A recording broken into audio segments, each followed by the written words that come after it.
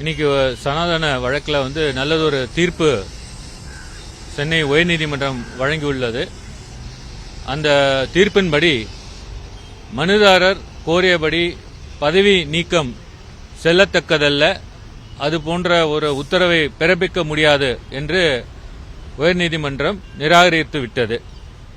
அது மட்டுமில்லாமல் இது போன்ற சனாதன சம்பந்தப்பட்ட பேச்சுக்கள் பேசும் பொழுது வரலாறு பார்த்து பேச வேண்டும் என்று கேட்டுக்கொண்டுள்ளார்கள். இல்ல, இப்ப பார்த்து பேசணும் அப்படின்னு அவங்க ஒரு அப்சர்வேஷன் சொல்லியிருக்காங்க.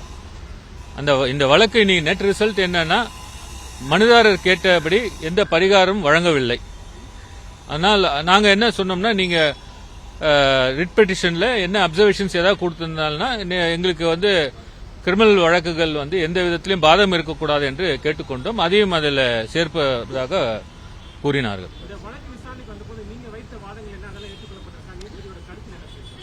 நீதியரசர் இந்த வழக்கை இந்த ஜட்மெண்ட் கொடுத்த பிறகு நாங்க கரெக்ஷன்ஸ் பண்ண வேண்டியது இருக்கு. அதனால அந்த முழு உத்தரவை அப்லோட் பண்றேன்னு சொல்லியிருக்காங்க. எங்களுடைய வாதங்கள்லாம் நிச்சயமா கன்சிடர் பண்ணியிருப்பாங்கன்றதுதான் எங்களுடைய வாதம். இது ஒரு பேச்சு உரிமை இருக்கிறது. அது மட்டும் இல்லாமல் ஆர்டிகல் 25ல இந்த ரிலிஜன் பத்தி நீங்க பேசலான்னு தான் சொல்லியிருக்கு. நீங்க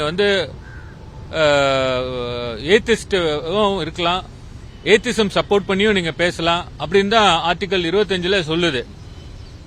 ரிலிஜன் பத்தி ஒரு பக்கம் அந்த ரைட்ஸ் கொடுத்தாலும் நீங்க நாத்திகராகவும் இருக்கலாம், அதற்கு உண்டான அந்த பிரின்சிபல்ஸும் நீங்க பேசலாம் அப்படின்னு தான் இந்த ஆர்டிகல் 25ல சொல்லுது. அந்த ஆர்டிகல் 25 சொல்லும் பொழுதே இது பேச்சு உரிமைக்கு சப்ஜெக்ட் டு பேச்சு உரிமைன்னு தான் சொல்றாங்க. ஆகவே இந்த பேச்சு உரிமை என்பது ஒரு மகத்தான ஒரு உரிமை. அரசியலமைப்பு சட்டத்தில் இந்த பேச்சு உரிமை கொடுக்கப்பட்டுள்ளது. ஆகவே இந்த உரிமை எப்பவுமே பாதுகாக்கப்பட வேண்டும் என்பது கான்ஸ்டிடியூஷனல் கோர்ட்ஸ் எப்பவுமே சொல்லிட்டு வராங்க. இன்னைக்கு பாத்தீங்கன்னா இந்த கோ வாரண்ட் பெட்டிஷன் நிலைக்கத்தக்கதல்ல என்று நீதியரசர் சொல்லியிருக்கிறார். ஆகவே இது எங்களை பொறுத்த மாட்டில் இது ஒரு மிகப்பெரிய வெற்றி.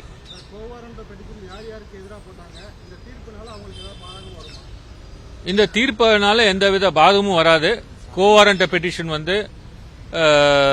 திரு உதயநிதி ஸ்டாலின் அவர்களுக்கு எதிராக, அப்புறம் திரு ஏ ராஜா அவர்களுக்கு எதிராக, அது மட்டும் இல்லாமல் திரு சேகர் பாபு எதிராகவும் இந்த வழக்கு போடப்பட்டது. இன்னைக்கு இந்த அவங்க ரிலீஃபே இதுதான். ரிலீஃப் கோ வாரண்ட் இஷ்யூ பண்ணணும் தான். அந்த ரிலீஃப் கொடுக்க முடியாது என்று நீதிமன்றம் சொல்லிவிட்டது. மற்றதெல்லாம் பாடியில எது சொன்னாலும் அது அப்சர்வேஷனா தான் இருக்கும். நிச்சயமாக எங்களுக்கு ஹெல்ப்ஃபுல்லா இருக்கும். உச்சநீதிமன்ற வழக்குகள் சம்பந்தமா நான் அது எதையும் கருத்து கூற விரும்பல. ஏன்னா வழக்கு உச்சநீதிமன்றத்தில் இருக்கு.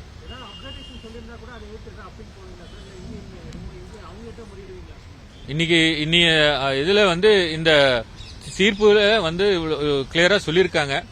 தீர்ப்பும் வரட்டும், படிச்சும் பார்த்துட்டு பிறகு ஏதாவது தேவைப்பட்டு அவங்களோட கிளைண்ட் தான் முடிவு பண்ணணும். அது அவரோட டிஸ்கஸ் பண்ணிட்டு சொல்லுங்க.